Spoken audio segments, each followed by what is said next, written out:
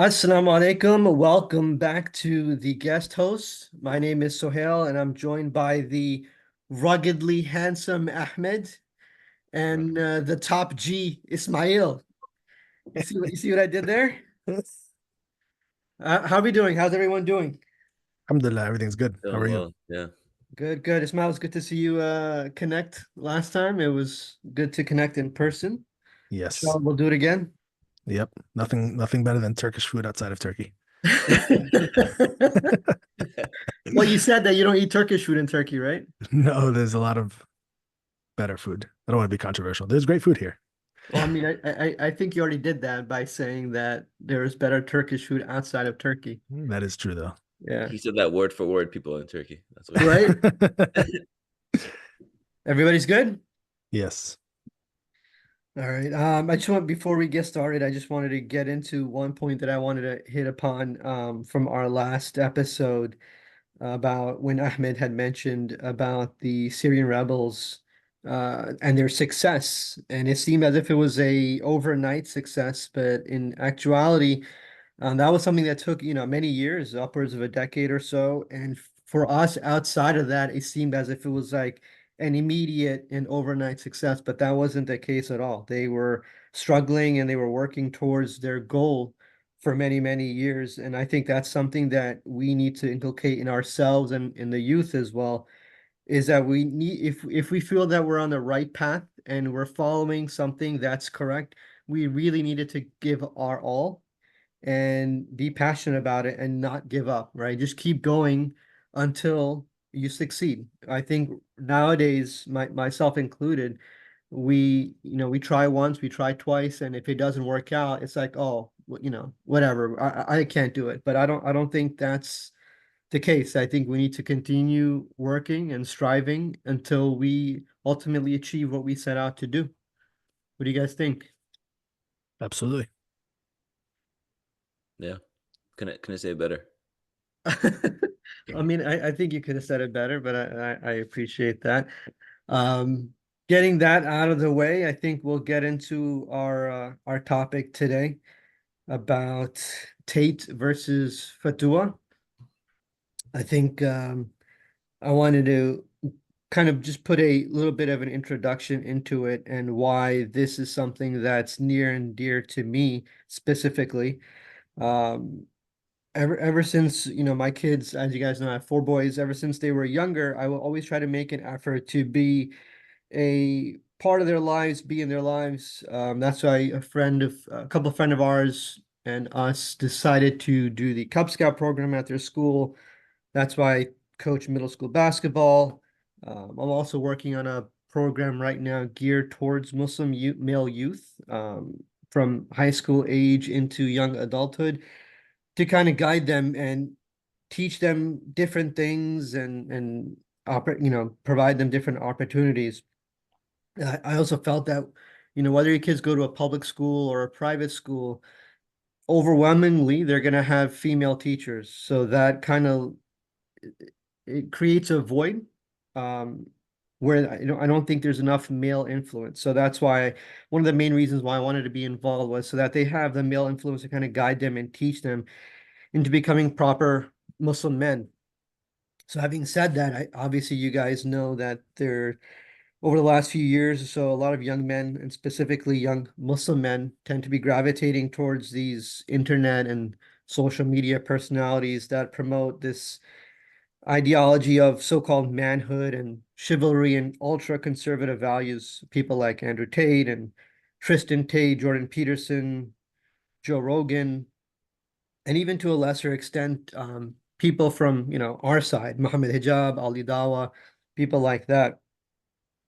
I just wanted to share a quick point. When Andrew Tate became Muslim, we were at a family gathering, and his name came up. So a lot of the YouTube scholars of that time were jumping on the Andrew Tate bandwagon. Excuse me. And I looked at them and I was like, he just became Muslim 15 minutes ago. Why don't we just give him some time to kind of see how it plays out, whether it's a legitimate, he legitimately reverted to Islam or if it's just a social media stunt.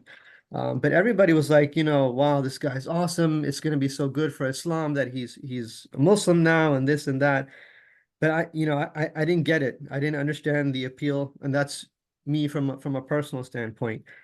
But looking at it holistically, I do understand some points behind it, right? The nature of these people is just a bombastic, in your face kind of personality that they have. And to be honest, although it's a flippant comment, I think the accent does make a difference, right? Like from personal experience, my kids are in soccer and stuff, and when you compare their attention when it's a regular American coach as opposed to whether it's a Hispanic or a Eastern European coach, they have that accent. And the kids automatically have this look like, oh my God, this guy must know what he's talking about because he sounds different. So although, a flippant thought, I think that does make a difference as well. And I think we got to this point because I think Ahmed and I have spoken at length about societal norms and how things move like in a pendulum nature. So if you pull the pendulum too much to one side, obviously it's going to swing very drastically in the opposite direction. And that's where we are right now, I think, with the ultra liberal and somewhat feminist ideologies that have taken away from the male masculinity. It's causing the pendulum to swing in the opposite direction, creating this rush of youth that embrace this hyper masculine and ultra conservative misogynistic rhetoric of these role models, and which is not safe for the kids today, right? So like Islam teaches, anything in extremism, whether in one direction or the other, it's not a good thing. There needs to be a balance. And we want to support that emphasis on, positive, good role models that support masculinity, but not at the expense of the opposite gender.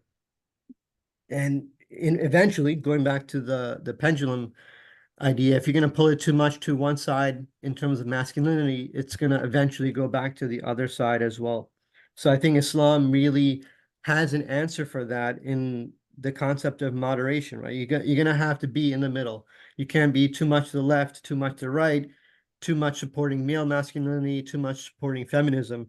It's, right in the middle. And I think that's what we're going to touch upon and kind of share what we discovered, what our thoughts are, and what our beliefs are, and how to, propose a proper role model, and what to base it on.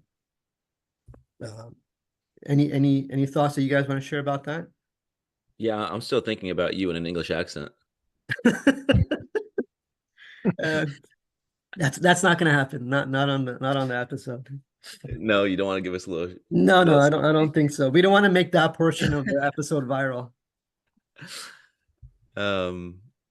No, but I think you set the stage well. I think I know this is like Tate versus Futuwwa. I don't think the point is necessarily to beat up on Tate specifically. We've talked a lot offline, I guess you can say, around like his ideas, and there's a lot of like positive aspects to it, right? So like a lot of these people aren't just jumping on the bandwagon because he's bombastic or he's just has like some sort of following and they just follow the trend. But there are ideas across all of these people that you mentioned that people are gravitating towards, right? So like the idea of discipline and hard work, I don't think anyone would say that's a bad thing. The idea of financial freedom, there's nothing wrong with that. That's good. That's what you should be pushing towards, right? Like strength and being strong and being independent. That's not a bad thing either. Independent in a good sense, right? Independent in terms of not needing anybody for financial assistance. That's good. Rejecting what he calls like the matrix, right? So not being obedient to the government just because the government says something. You have to follow the line until the line. That's not no. That's a good message as well. And then obviously Islamically, we also do believe in certain kind of responsibilities for each gender, right? It's not just kind of fluid across everything. Obviously, within each couple, they can make their own kind of decisions depending on what they both agree to. But generally, the framework is that the husband supports, provides, and protects, and that's that's fine as well. Now the problem is when it gets to be um a term that Ismail came up with, when it's a bit misguided, right? The misguided masculinity piece, where it's super aggressive or super misogynistic, right? Like the fact that there's like kind of a devaluing of women. That's not okay, right? That piece, in my view, is very concerning, right? Especially in an Islamic perspective. Like women are not seen as inferior or devalued. In fact, they're quite the opposite. We know that heaven is underneath the foot of the feet of the mother, not the father. So that's like the piece that I think is the most concerning. So inherently, it's not that the message is wrong, it's perhaps the way that the message is conveyed and who it's conveyed by, with the backgrounds of these people, that's troubling nature. Yeah, I mean, I don't even want to say backgrounds. Like we're no longer in the age of prophets, so like everyone is going to have a background or history or baggage, we can call it, right? It's about the way that they move forward, and rectify themselves and rectify their problems. um I mean, that's the point of Islam, is that the person who has baggage can always come back, right? That can always go back to Allah, and I think that's something that we can never forget. But yeah, like if they have baggage and they never rectify it, or they never um Acknowledge it. acknowledge it, and like be on a journey of like correction, right? Because we know that we always know. I think I'm getting a little bit ahead of myself, but we always know that there is a model, right? The Prophet sallallahu alaihi wasallam is the model. So the point is to always journey ourselves back to the model. And if you're not on the journey to model yourself off the Prophet, then there's an issue, right? Like you have to continually look at yourself day in and day out and rectify what you're doing, your actions, your thoughts, your speech, in a way that models him. We know there's that story of the man who the Prophet said was going to go to Jannah, and there was Sahaba who asked why, like what about him is special, so he decides to follow him around, right? And he saw nothing remarkable about him, right? He said, and so he went up to him. He said, "Hey, I've been following you, and like, there's nothing remarkable about you, but apparently you're going to Jannah. Like, what are you doing that's so different from everybody else?" And obviously, I'm kind of truncating this story, but and he said, "I don't do anything. I don't think I do anything remarkable. I don't know why." And he's like, "Well, there is one thing. At the end of every night, before I go to sleep, I think about what I did, and I try to change or rectify my thoughts, and also to make note of the things I did wrong and to not do it again." It's literally that small thing of him every single day, every single night, going over his day and saying, "Oh, I shouldn't have done that. I shouldn't have said that. I shouldn't have thought that. I should have done this. Oh, I should have been more kind. I should have been more generous. I should have," like, those things are small, but when they build up every night, if you're doing it every single night, you're suddenly going to see dramatic change in a year. That's 365 nights. In 2 years, in 3 years, suddenly you're on that journey. I think that's like the piece that's missing in a lot of these messages. It's subhanAllah that you mentioned that, right? I think we'll get to this topic, which is also near and dear to my heart, in a future episode, is that how we pay as a Western society. The self-help industry is a multi-billion-dollar industry, and here we are paying, coaches and things like that, hundreds and thousands of dollars to kind of guide us, where the solution is already there, laid out for us 1400 years ago, right? Like we miss what's already there for us, and we pay for stuff that we don't really need, right? So touching upon what you said, where the Sahaba spent every night trying to figure out what he did wrong and try to rectify it. It goes back to the, popular philosophy of changing 1% every day, right? So if you Yep. change that 1% every day, that compounds into such a large number that you're obviously going to see change eventually. And I think we miss upon that, and kind of we're gonna touch upon that as well. Ismail's gonna kind of lead that portion of it, is how we lost our way, I think, and how we need to kind of find our way back. And by the way, the other additional point is about the messaging. I would argue that even the messaging is, like you were saying, maybe the messaging is right, but the the actions of the person conveying the message might not always be reflective of that. But I would say even in many cases, and specifically in Andrew Tate's messaging, even the messaging might not always be right. Yes, he has certain things or certain values that he might be espousing that are things that we might agree with. But there's also a lot of his messaging that's just way off the mark. I mean, he's been extremely racist in the past, I don't know, a year, probably more. But in terms of recent British politics, he's been espousing a lot of racist rhetoric. I think it causes a lot of people to be a little bit confused and don't know what to think, because he's also very staunchly anti-Zionist, for whatever that's worth. But at the same time, he's spewing anti-Pakistani, anti-Bangladeshi rhetoric about, Desi immigrants in the UK. So it's also very mixed. It's just contradictory at the same time. So, I think if you embody the values of Futuwwa, you wouldn't have these kinds of confusing contradictions in your message. Futuwwa allows you to kind of be a little bit more consistent, because, it's divine inspiration that is guided in a way that doesn't really leave room for you to, have this kind of contradictory identity.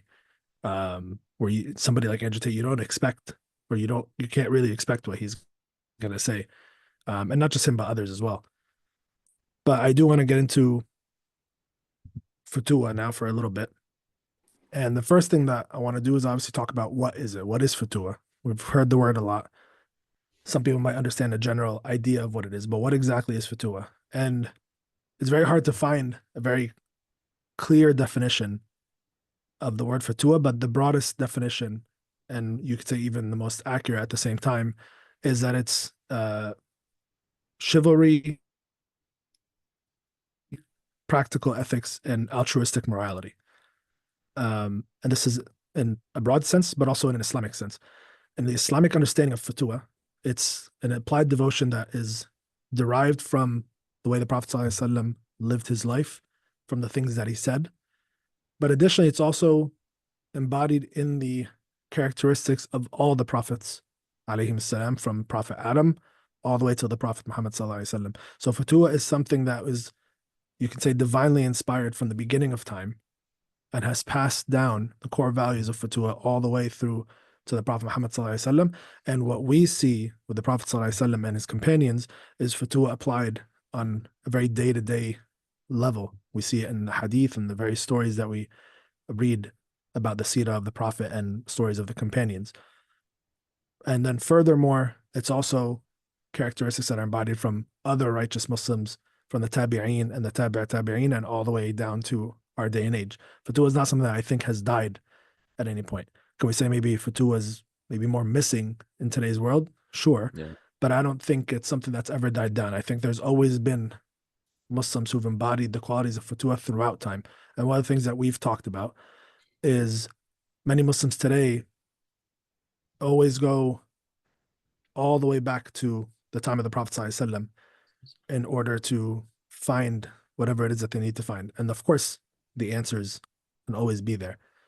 But at the same time, as time progresses and as we get closer to our time, we find the embodiment of what the Prophet Muhammad ﷺ preached and practiced in the stories of people who are more and more relatable to us as time progresses, and have done things that we can probably closely relate to.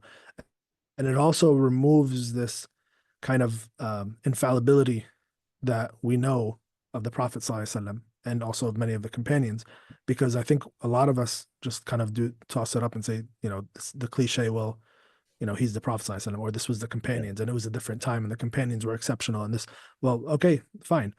So we can find examples of this throughout our history, from the highest of political leaders, sultans and khalifas, all the way to a poor person barely making ends meet to take care of his family.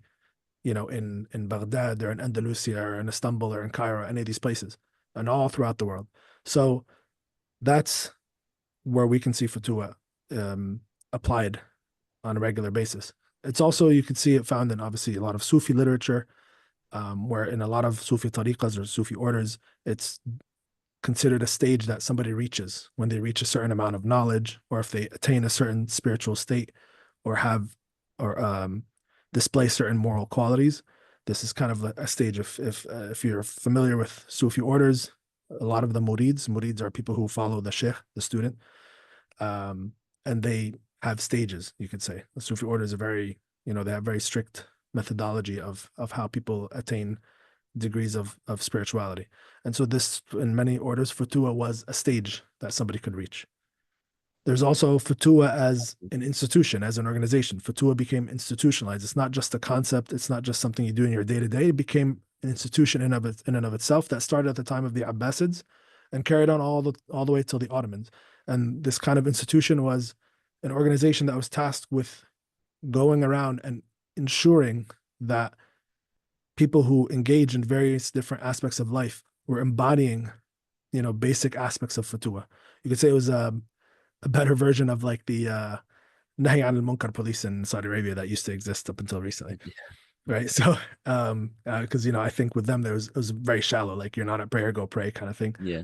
But this is more of like ethics in business, ethics in social life, ethics in the mosque, and all this kind of stuff. That was an institution that trained youth and also went out and made sure that the social atmosphere of the town or the city was in such a way that you could say the values of Futuwwah were being implemented.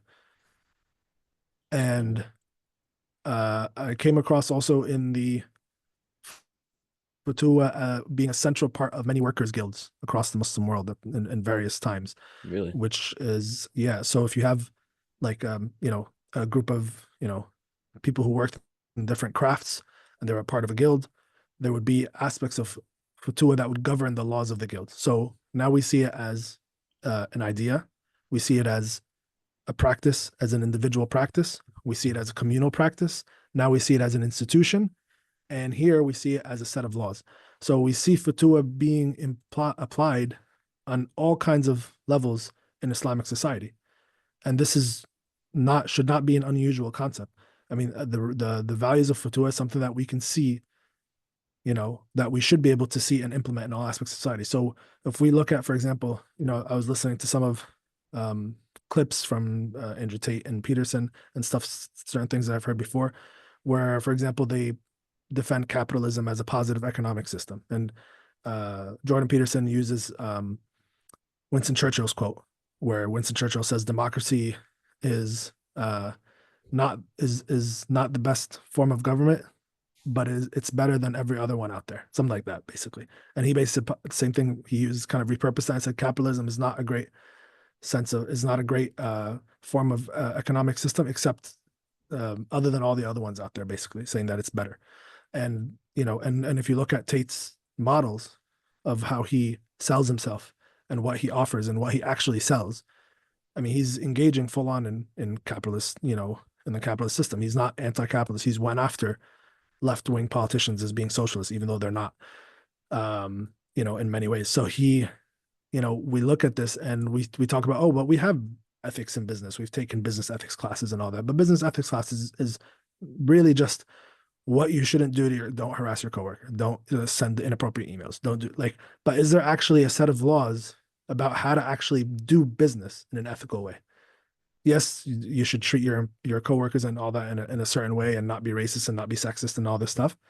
But that doesn't actually critique the capitalist structure as whether it's an ethical structure. And I think Futuwwah kind of sets laws in business ethics that ensures that there is no exploitation and over earning and kind of strictly for profit type of business models that we see today.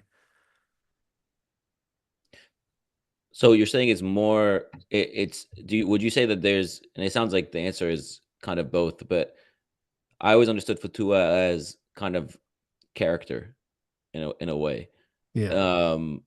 But you're saying that Futuwwah is not just about the kind of the abstract, but it's also tangible. Like you can actually put pen to paper to say, don't exploit your workers or pay them a livable wage, or whatever the case might be. And that is also considered Futuwwa.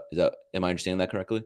Yeah, exactly. And one example that I'm not sure if you guys have come across this, but Sheikh Hamza Yusuf had a famous story of when he was in Morocco, for example, where he went to the souk, the marketplace, and Yeah.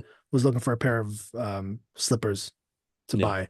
And he went to a shop owner and asked him, "Can I get these slippers?" And he said, "Go buy it from that shop owner over there." And he says, "Don't you have it?" And he says, "Yeah, I do." He said, "But I want, I prefer you go buy it from that shop owner over there." He says, "Why?" He said, "Because that I've had a, normal good selling day, but he's had very slow business today. So go buy it from him so that he Well, benefits." And this is like the epitome of, it's not strictly profit driven, that there's yeah. this idea. Now, this is something that, and I'm going to get and talk about this in a little bit, which is something that the Quran outlines, which is doing not just what's obligated by you, but also doing something that's better, right? Yeah. And so there's no requirement Yeah. legally for him to say, go to this person because I've had enough business.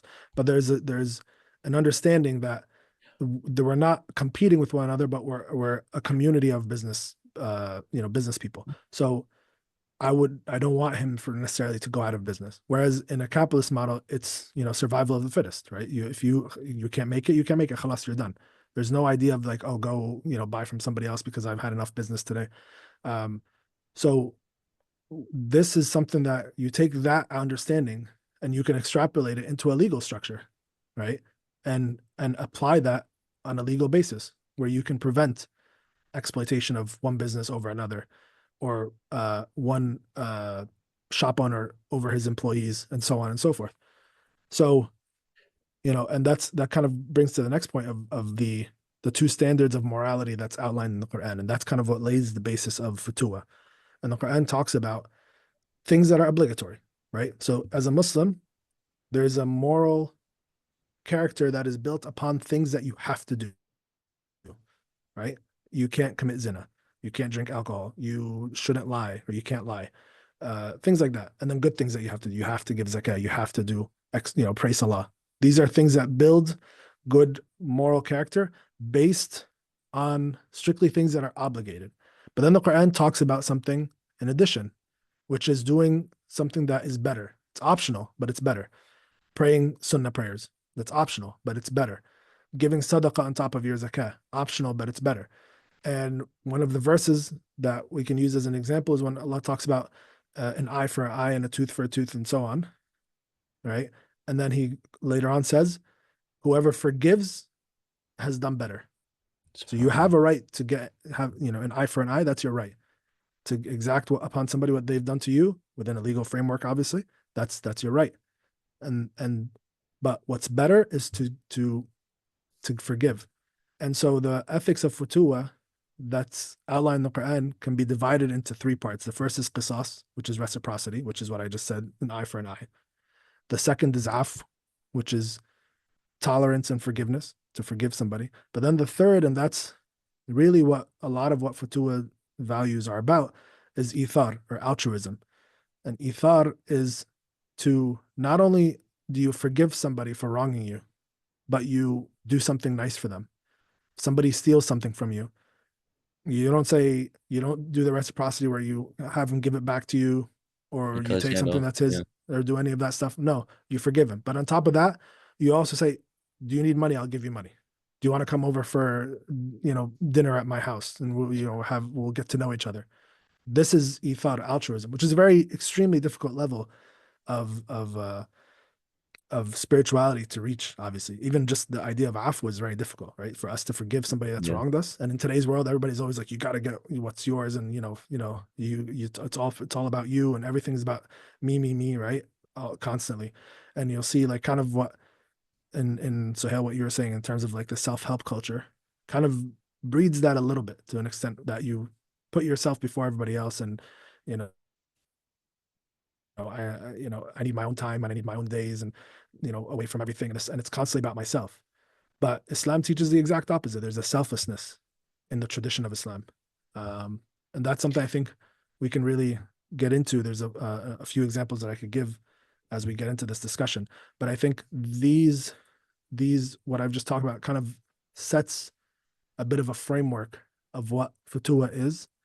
And just like a couple other examples, like if we talk about, like, for example, the Seljuks, they had a 8-sided star that represented for what they believed are their 8 values of Futuwwa, like compassion, patience, truthfulness, sincerity, keeping the secrets and privacy of others, loyalty, generosity, gratitude to Allah subhanahu wa ta'ala. Every group over time had their own understandings of Futuwwa. And I'm actually, for me, for example, a lot of where I'm getting this is from a book about Futuwwa that was written by Dr. Recep Şentürk, who outlines a lot of these. And he actually outlines almost 50 different values of Futuwwa. Some of them seem very obvious, others less so, right? So like if I were to just really quick, just to mention like a couple, some of them that are very obvious are like being generous to everyone, refrain from jealousy, right? Things like that.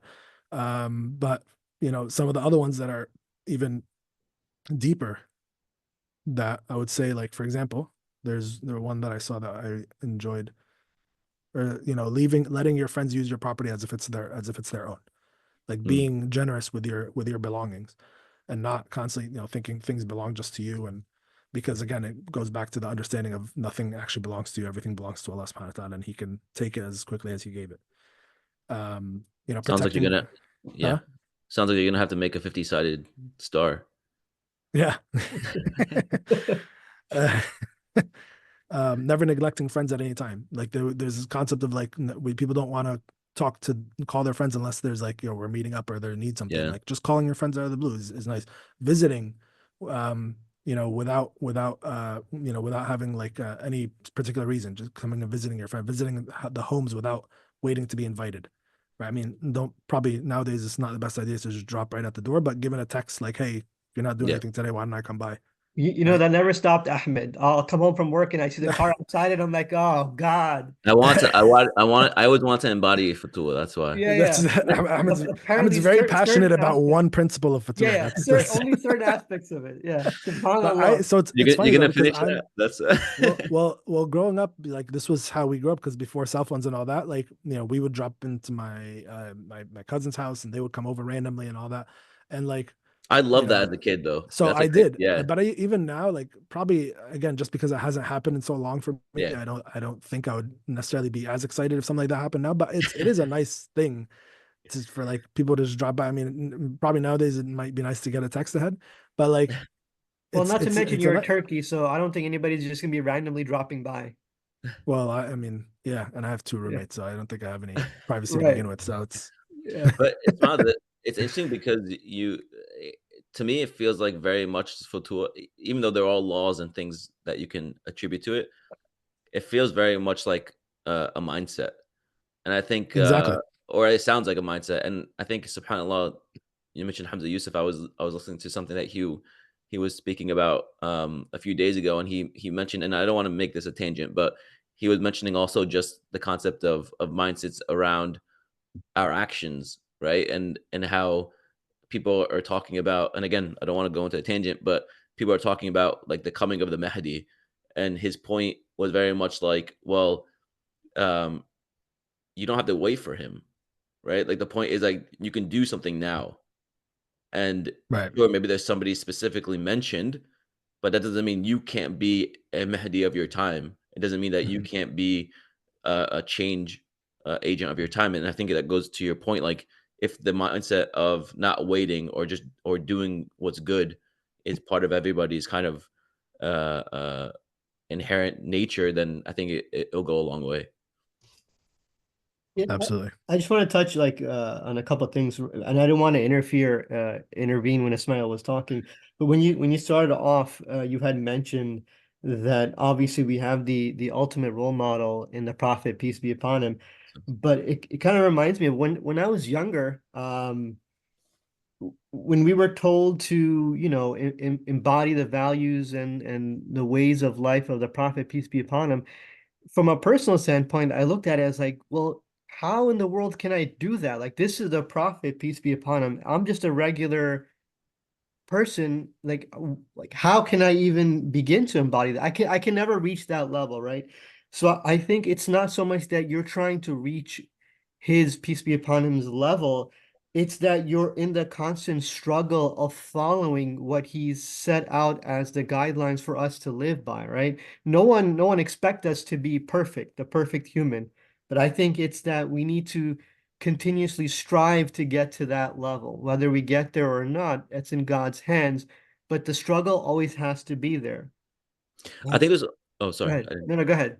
I was just gonna say, I think that something you said was interesting. Is that a lot of times when we learn this first, we learn it when we were a kid, and I feel Right, like when we learn it as a kid, we don't feel like we have the agency to do things. right, But when you actually learn more as an adult, you realize you do have agency and you do have the power to change who you are, essentially, and not in a bad way, but change your flaws. You change your deficiencies in a better way. I just thought of that as you were speaking. right. No, Well, I agree 100%. this actually brings a good segue actually to the point of how we can tie this to what we're seeing today with especially with like the gravitation towards Andrew Tate. You know, one of the things that you talked about is like, you know, growing up, we're, you know, like you said, we're obviously taught that Prophet Muhammad Sallallahu Alaihi Wasallam was insan and kamil, the perfect or the complete person, right? You know, but and there's no expectation. I don't think that anybody sitting there saying, I have the expectation to be, you know, as perfect as the Prophet Sallallahu Alaihi Wasallam. But I think it's like you said, striving to the best of your ability to embody some of the qualities that you think you can attain that the Prophet had demonstrated or talked about. And I think the best way to go about this is to look at your current day and age and see what problems exist, firstly within yourself and then within the community, and try to tackle those issues. So if we look at today, for example, and I'm speaking specifically our lives, for example, in the West, in the U.S., specific Yeah. more so even than other Western countries, is Muslims and non-Muslims alike are very sucked into the materialistic lifestyle, right? And I think this is a huge issue because, and this is actually perfect day to talk about this because we're, you know, in a few hours, everybody in the U.S. is gonna watch the Super Bowl, which is like probably the biggest displays of consumerism in the U.S. Throughout the whole Everybody year. except Ahmed. Ahmed's boycotting. Oh, wait, you're not watching the game? No, I am. Okay, I all just don't. right. I just don't care about it. Oh yeah, that's the thing. So I actually had forgotten it was today until this morning. I just remembered. But and again, I'm not gonna watch it obviously, um, but yeah. So it is, and nothing wrong with watching it, but it's what it represents. It is a very massive display of consumerism, and it's one of the most widely spent, most highest spent amount of money on this day, basically in the U.S. And the point I'm trying to make is, you know, I listened to Andrew Tate's campaign speech, if you want to call it that, quote unquote, where he announces his bid to try to become the prime minister of the UK. It's like a 10-minute clip. One of the very first things he says is, "I'm very rich," and that speaks to a number of things. The first is what he thinks his audience wants to see as the most important thing about him. What he thinks is probably the most important thing about him. And I think this is an issue because if you're preaching this idea of chivalry and manhood and all this stuff, the first thing that people should see about you is not how much money you have, because then you're implying if that's the biggest priority, then you can't even attain all the other aspects of chivalry and manhood unless you're somebody who's also rich or at least, you know, making a lot of money. Well, I think So, in their eyes that brings them agency, right? right, you can, but I also, Yeah. It also yeah, I stems mean, from the prosperity doctrine, though. That's like his that concept that he's saying, like, I'm rich. That's like a very prosperity doctrine concept, which again goes back to materialism. right. But and that's exactly the point. And I think in Islam, we have many examples of people were who were very poor, who embodied all the characteristics of Futuwwa, and we have people who were poor by choice and not by choice. Prophet ﷺ, for example, somebody who left almost nothing behind, but that was by choice. It's not like the Prophet could not have earned a lot of money, but He could have chosen it too. he could have, and he Yeah. was poor by choice.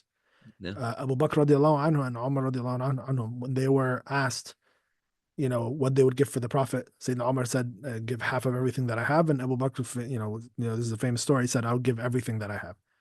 And the Prophet commended Abu Bakr as being better. But really, this is not a reprimand of Sayyidina Umar. What people don't realize is how many of us here would give even 10% of what we have for anything, right?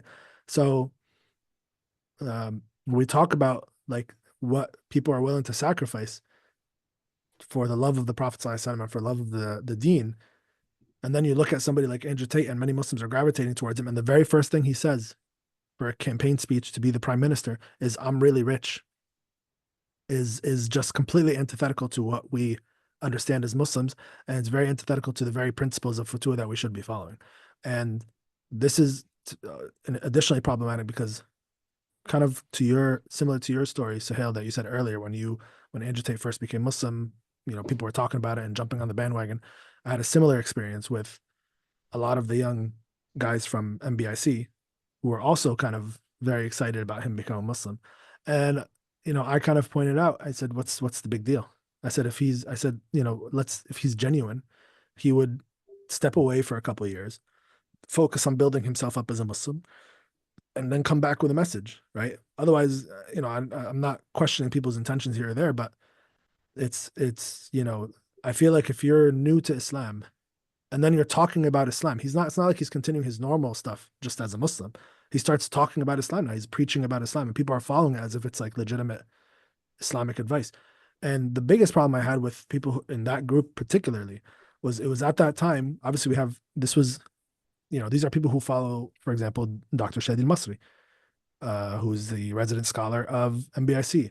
At that time, there was also Sheikh Harun Saleh, who was teaching courses on Islamic fiqh, and who's teaching all these courses at MBIC.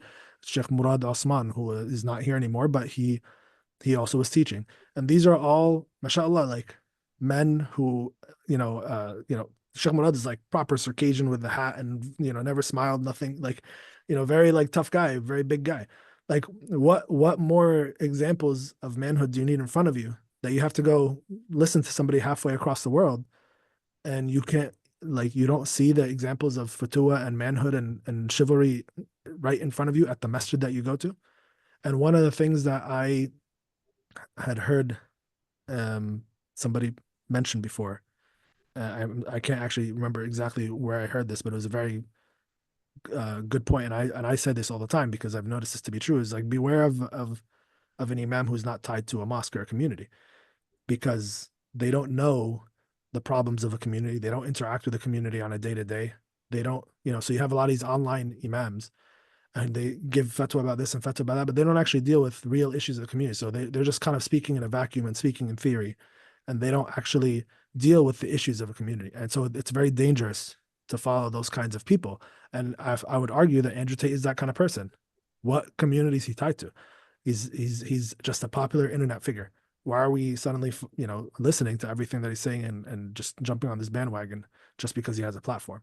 So this is why I think this is very important, and to really look back on our tradition of what the Prophet ﷺ and the companions and all the other righteous people after them had left behind, because they exemplify much better men of success, of good character, of even physically, like Andrew Tate is always about like being physically strong and just walks around without a shirt all the time, which is in and of itself is a problem of a lack of modesty, right? But this is, we had plenty of other examples of men who fought in wars and were physically fit and all this stuff, and didn't have to parade themselves, semi-naked in order to make that point. Well, it's interesting, Ismail, because a lot of this is, or at least obviously from our perspective, these are like Western issues, at least Western issues for Muslims, because you're saying that beware of an imam who isn't tied to a masjid, but how many young Muslim men aren't tied to a masjid either, right? So Right. we're also seeing a stark kind of shift, I don't want to say shift, because obviously there still always should be uh, uh, the need and the impetus to push people towards going to the masjid and to be part of that community. But the fact that they're not part of that community is an issue, especially in the West specifically. And I'm gonna keep saying for men, for Muslim men specifically, because that's like what we're talking about. I mean, I think there were a lot of studies that I've read recently around kind of the male issues in the West and in America specifically, where after Title IX was passed in 1972, there's a worse gender gap in education now than there was back then. So back then, when Title IX was passed, men graduated. There were more men graduating, 13% more men graduating than women, but now there's 15% more women graduating than men. So you can already start to see how in just, what is that, 40 years, 50 years, there's a dramatic shift from, and again, there's nothing wrong with um, more women graduating higher education. We want that, but the concern is what are happening to the men that aren't graduating, right? Because even when you go further into the data, there's the 2/3 of the highest GPA are women, and the bottom third, sorry, the bottom 10% of GPA, 2/3 of them are men. So again, you're not only are more women graduating, more women are graduating at the top of their classes, at the top of the universities, and less men are graduating, and more men are at the bottom levels of the university. So they're getting less educated, and they're maybe undereducated even after But they graduate. what's like causing that? Because we can't say like if we look at this, are we saying, are we blaming women for pursuing No, of education? course Obviously, not. that's not what we're Of saying, course but not. I'm saying Yeah. like, what can we extrapolate from this? Because we're not blaming, for example, women for Of course not. Yeah. pursuing education as a reason for why men are not graduating as much. And then at the same time, for example, even the GPA thing, uh, is there a correlation with women getting higher GPAs that men are unable to get higher GPA? Like, is there I mean, the reason? yeah, there's a lot of like talk about how the way the education system is currently set up is more geared towards how women learn than men. Men tend to be more hands-on, more vocational. Again, we're talking about in the general sense. Right. Yeah. But to your point, 100%, like this isn't to say women shouldn't be doing this. No, women should Yeah. be Absolutely. Yeah. continuing to get their education and continue to be pushing the boundaries and whatever ceilings that they can break. But I think the issue is that the social construct seems to be changing. And again, I don't think we can pinpoint on one thing and say this is the reason why men are struggling. Right. I don't know if we'll ever really know the answer, but there has been a lot of changes in 50 years, right? Mhm. The to our point, to the point that we were talking about earlier, the responsibilities between the genders have changed dramatically in 50 years. How men are viewed has changed dramatically. Well, how both genders are viewed has changed dramatically in 50 years. But there's also studies even around how men need to feel needed, um, and how that is actually that feeling of being useless is actually kind of a fatal to men, and that's been documented extensively over the past few years. Um, and I think that goes to again something that Sheikh Hamza Yusuf has mentioned, where men and women are essentially the mirrors of each other, right? So when you look at a man and they look strong, their inside is actually a little bit more sensitive, whereas a woman on the outside, she looks more sensitive, but on the inside she's actually strong, right? And that's like the one of the beauties of kind of just our dynamics and how Islam has shown responsibilities is how a man and a woman kind of complement each other, right? That's the point. But to I guess answer your question more directly, I think there's really no straight answer, but a lot has changed in 50 years, where men are now feeling like what is their role in society, and now these men are coming and saying, well, make more money, forget about the women, and be your own person, and like that will be, you'll find your way at that point.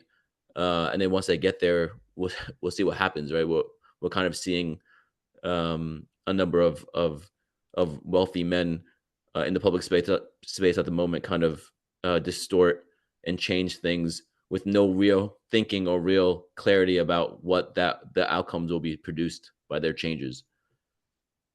Well, I think you kind of hit upon it. The traditional gender roles have drastically changed, right?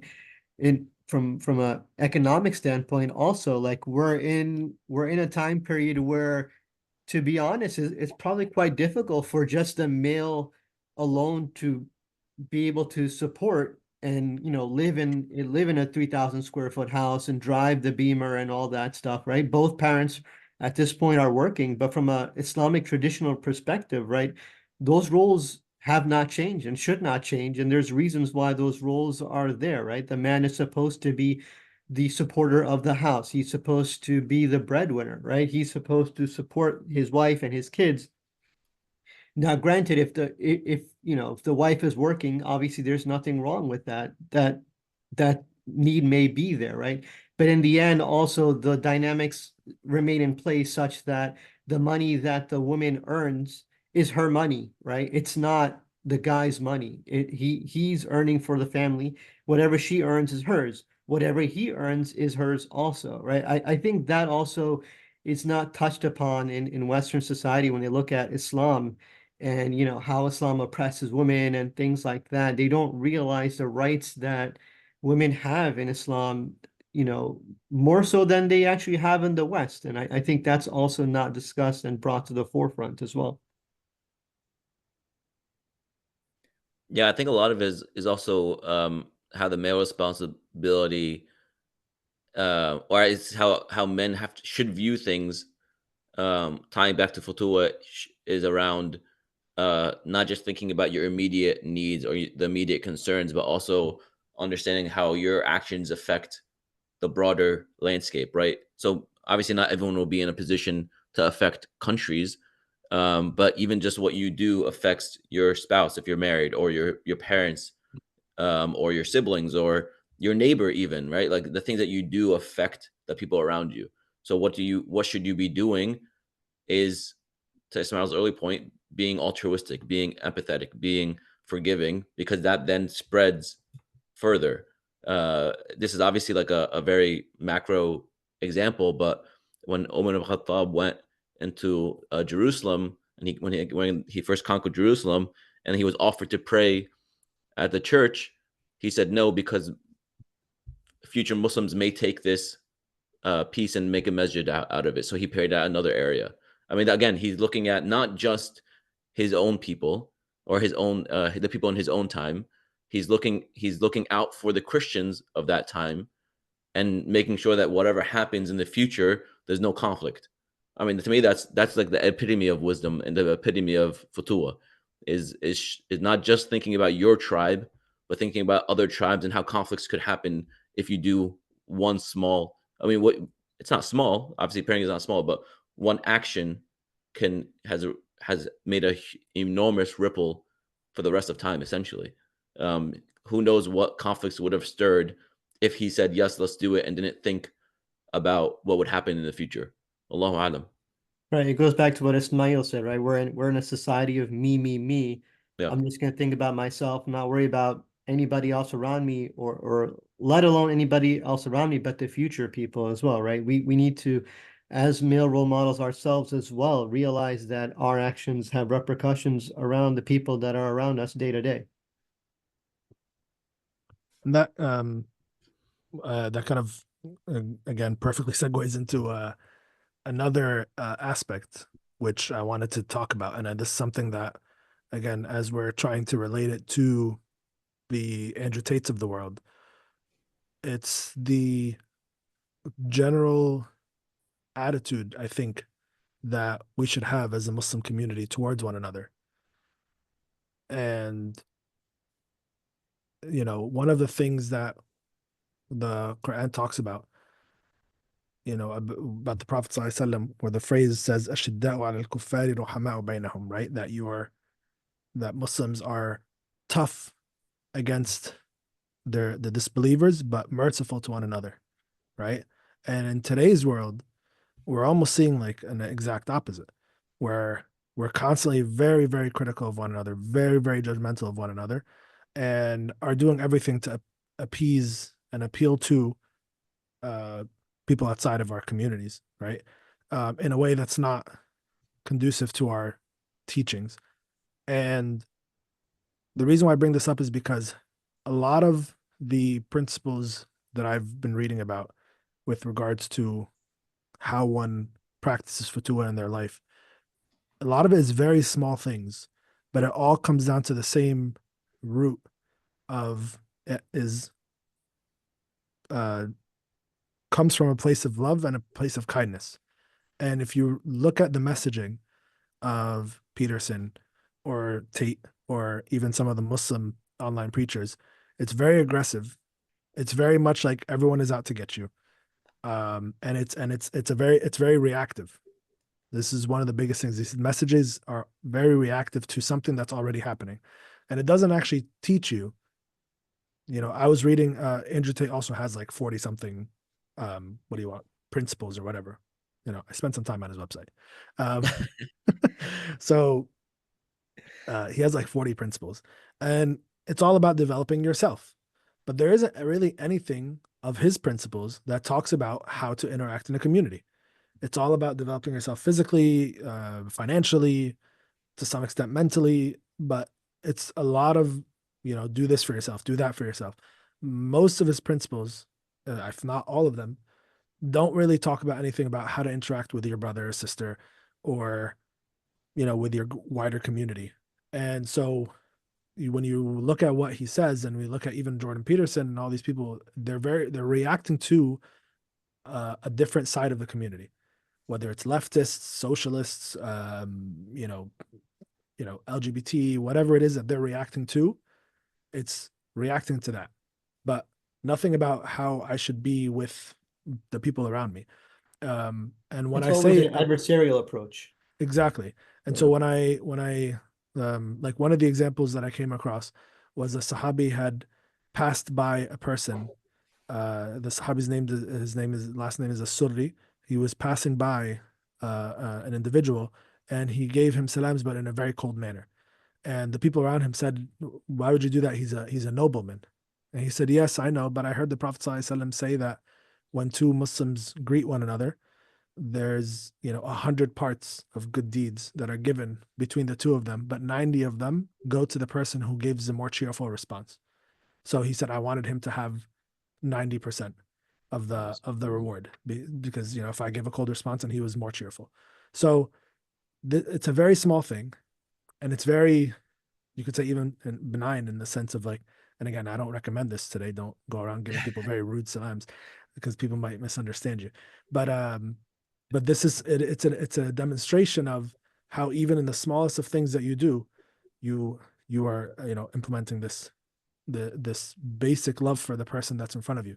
Another example is of a Sahabi who was in need, went to a fellow companion and had asked him if he had or I don't know if he was in need or if he was hosting somebody and he didn't have enough food. So he said, I'll be right back. He went to the next door neighbor's house and he said, do you have like, I don't know, dates or something like that I can put for my guest or give to somebody? And he says, yeah, don't worry. Go back home. I'll bring it over for you. He goes and asks another friend because he didn't have any. He goes and asks another friend and says, do you have? Because I don't have. And he says, yes. He gives it to him, takes it and goes and gives it to the guy. And then later on, gives that third person his due because he said, I didn't want my friend to be left out without being able to host his guests, but I'll take a debt in order so that he doesn't have to worry about it. I'll take a debt. And I went and I gave that guy back. Right. So it's very simple things, very, very simple things that we just don't hear or see in today's narrative. And we don't see it in the social sense. We don't see it even in business practice. We don't see it like,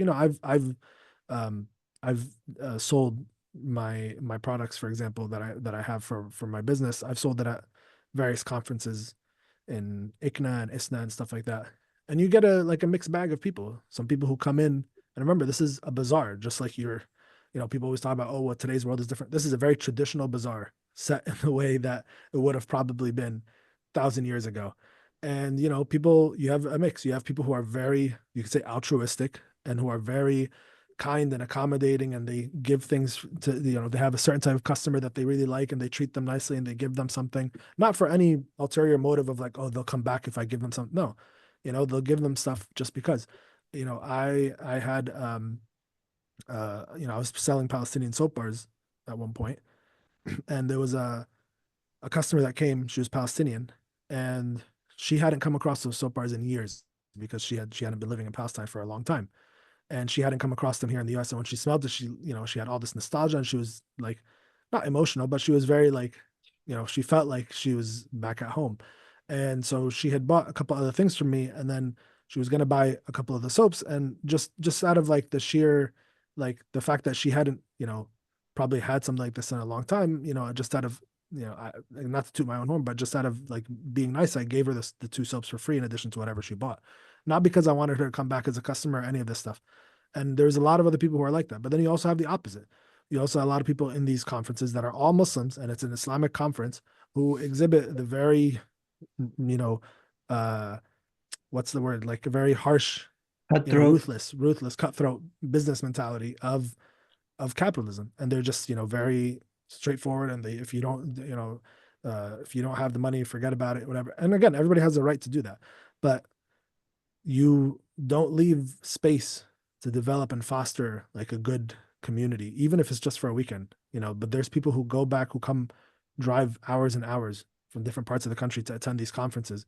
It would be nice for people to go home and say, and mind you, there are people who come from places where there's no mosque, right? I've heard of people who come from random places in middle America that have barely any mosques in the area. And so they're coming, and this is the largest Muslim gathering they're seeing.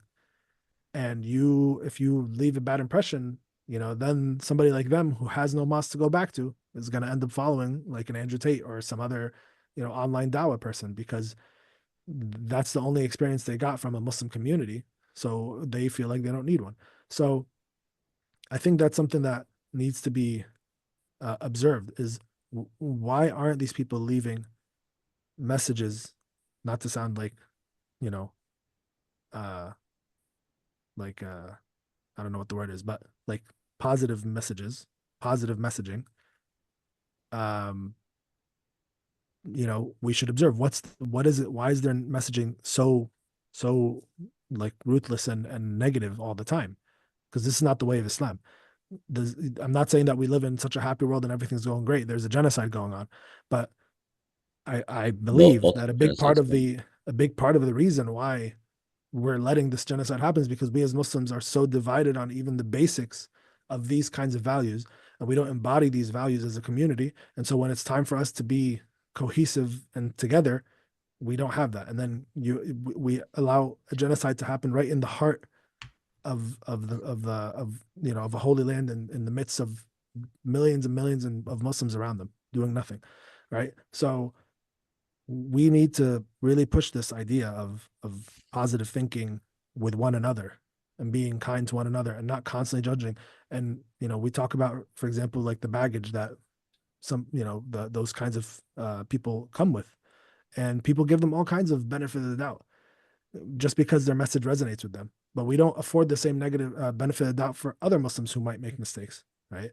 Like I've told you guys, for example, Ilhan Omar, who danced at a LGBT parade or whatever, you know, people came after her, and maybe rightfully so, but she wasn't afforded the same benefit of doubt as, for example, Andrew Tate, who is literally in jail right now on sex trafficking charges. So, you know, it's not even remotely equal, but somehow it's okay this way. And mind you, by the way, if I wanted to, you know, follow his model, and I walk into MBIC shirtless, and I say, hey, you know, you guys like Andrew Tate, and I'm just, you know, what's wrong? Is it because I don't have the tattoo on my chest? What's the issue? Like, why are you guys mad? Why are you kicking me out? Like take it easy, right? So it doesn't work. So we have to be like consistent. But what a show it would be, though. Oh, it's a gun show. That's what I'm saying. Well, subhanAllah though, like it may sound a little corny about the examples that we're giving from the Sahaba and stuff like that, but hearing stories like that really melts your heart, right? We really don't have that type of philosophy, that kind of mindset right now. We've strayed so far from it. It goes back to one of your main points is it's all about me, me, me. I don't want to help the next guy. I want to do whatever I can to make myself better or to put myself in a better position. It's not to say that accumulating wealth and things like that is haram, right? Nowhere in the Quran, nowhere in the Hadith or Sunnah is it said that you can't have money. Like, yes, collect the money. You want to be self-sufficient. You want to be able to take care of yourselves. You want to be able to take care of others, but not collect money and worry about yourself at the detriment to others, right? So I think if we actively and consciously try to implement these principles of the fatwa that you've gone over, I think we would drastically change the way the community as a whole works together and how we're perceived, you know? Right. And even in terms of wealth accumulation, I think, I've heard many Muslims, and this is a whole other topic, but just me coming from a history perspective, many Muslims have a lack of pride in the Islamic history that we have. And they'll make comments like, oh, these sultans, look, all these palaces they built, and why couldn't they do this and they couldn't do that? And number one, it's incorrect to say that they just built palaces for themselves and did nothing else. So that's the first thing. Um, the second thing on top of that is, even if we go back, like we look at today, for example, I mean, in the US, like most of us, the top priority of mine is buying a house. And it's always got to be like, it's got to be a big house. It's got to be like whatever, it's got to have like three, four garage door and, 5, 6, 7 bedroom. I mean, you're doing the equivalent of what those people in the past did that you are also criticizing. I mean, it's not that that's in and of itself wrong, but the idea is if that's like top of mind, your priority, and it's like exclusive to also giving your money in the way of, developing your community, you know, um, then that's an issue. We have examples like Sayyidina Uthman ibn Affan, who he himself never saw a battle, was never on a battlefield, but he has raised over and over and over multiple armies for many of the battles that the Prophet ﷺ and the companions took part in. By himself, single-handedly, would raise an army with the amount of wealth that he had. He didn't make it mutually exclusive. Well, wait until I get paid from this merchant. No, whatever, if they needed it, he gave it. Abu Ayyub al-Ansari, who is buried here in Istanbul, was a very wealthy companion, and he had one of the nicest homes in Medina at the time. But there was a saying about him that there would not be a battle in which Abu Ayyub al-Ansari was not taken part in unless there was another battle happening at the same time and he was there. Wow. Right? This was how and he died. I mean, this was a man who was in his 90s when he died. He didn't die of old age. He died because when he heard about the army that was going to Constantinople, which was known as the first Arab siege of Constantinople, he joined with that army and said, he remembered the hadith of the Prophet ﷺ that said, the first army that goes to Constantinople will have all their sins forgiven. Now, obviously, we're not judging, but we can imagine that a companion like Abu Ayyub al-Ansari, who hosted the Prophet for 6 months when he first came to Medina and did engage in all these battles, is not necessarily somebody who would worry about his sins being forgiven, right? So mashallah, he's blessed, and every single day, hundreds and thousands of people come to his tomb and make dua for him and pray upon him. This is a man who, mashallah, is going to be, inshallah, in one of the highest levels of Jannah. So why did he selflessly take himself at the age of 90, who was not a great age to fight at, and march with the army, even though he had all the wealth that he could have had, march with an army and die at the walls of Constantinople? Because there's a selflessness. Now, what I've observed in the West is we are prioritizing the accumulation of our wealth, and then after we do that, then we can go and give and do things for the community and all that. It should be at the same time as you're accumulating wealth. Whatever you have at that time, give it. Or even it doesn't. I'm not even talking about giving money. Give your time, giving your advice, giving your, whatever you can give at the time, right? And we look at, even, for example, the Ottoman sultans, who all obviously were wealthy because they were sultans. There's probably not a mosque in Istanbul that's not named after either the mother of a sultan, the sultan himself, the daughter of a sultan, the prince of the one of the sons of the sultan, like a prince. Yes, they lived in palaces and all that, but the city was practically built by them. These are not mosques that are funded by like tax money or something. This was funded from the personal wealth of the sultans and their family members. The Blue Mosque, the famous Blue Mosque in Turkey, was one of actually the most controversial mosques to be built. A, because it was built right next to the Hagia Sophia, which was the imperial mosque at the time, but also because it was built with tax money, which was considered something you should not do. So the sultans who were wealthy, still went out of their way to build. And you'll see all these Ottoman fountains that still work today, public water fountains that you can drink from for free, with the names and the seals of sultans and other wealthy people. A lot of the Sufi orders and all these organizations at the time funded by wealthy people.